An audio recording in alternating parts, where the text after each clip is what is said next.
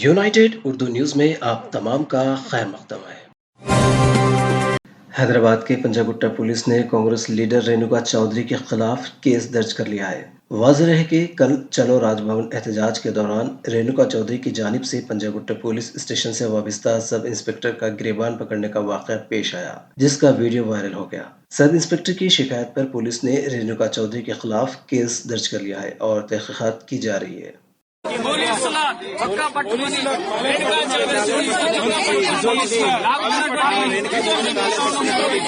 ఆమెను చేతులు రెండు చేతులు పట్టుకొని లాక్లో పెట్టి ప్రయత్నం చేస్తే